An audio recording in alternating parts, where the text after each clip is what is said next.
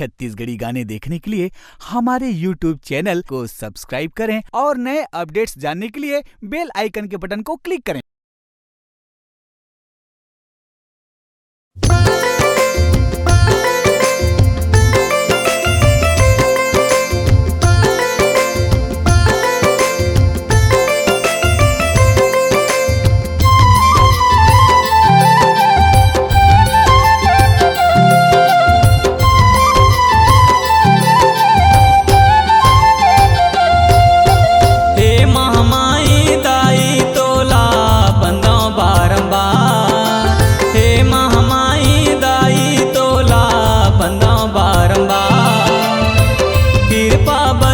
देवो दाई आए तोर दुआर, कृपा बरसा देवो दाई आए तोर दुआर।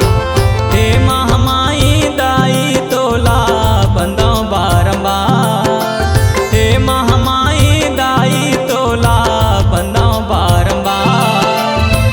कृपा बरसा देवो दाई आए तोर दुआर, कृपा बरसा देवो दाई आए तोर दुआर।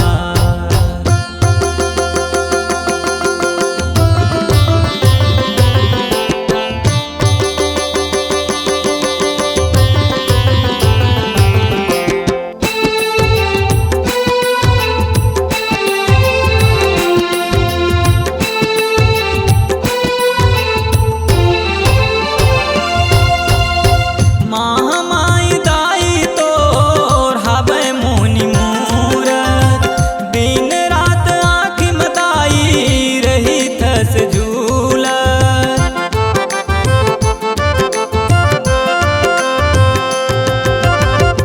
महामाई दाई तोर हवे मोनी मूरत, दिन रात आँखि मदाई रही थस झूलत। सपनम दर्शन देहज माता नहीं भूलाऊं उपकार, सपनम दर्शन देहज माता नहीं भूलाऊं उपकार। कृपा बरसा देवो दाई आए तोर दुआर, कृपा बरसा देवो दाई आए तोर दुआर।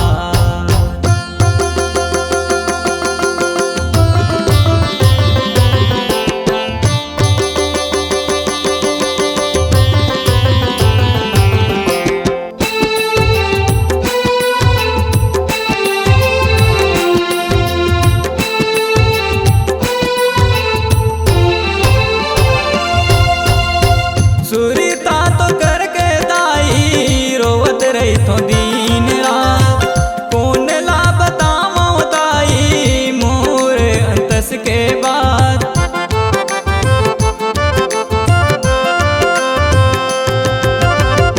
सुरीता तो करके दाई रोवत रही तो दिन रात, कौन ला बताऊं दाई मोर अंतस के बाद।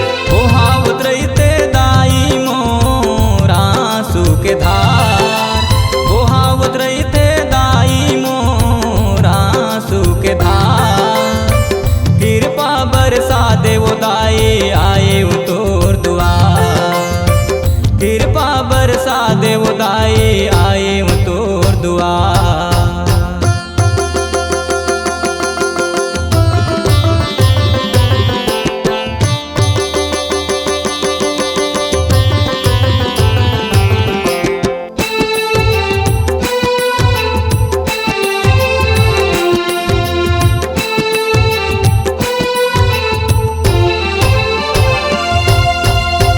जीते जी देख लेते हैं दाई तोला एक बार, पूजा कर लेते हो माता मैं हाँ चरण पखार।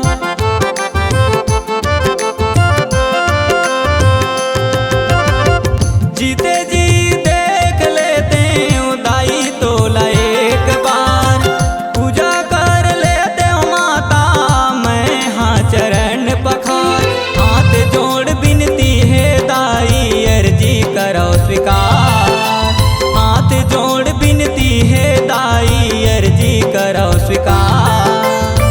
कृपा बरसा देवो दाई आए तोर दुआर,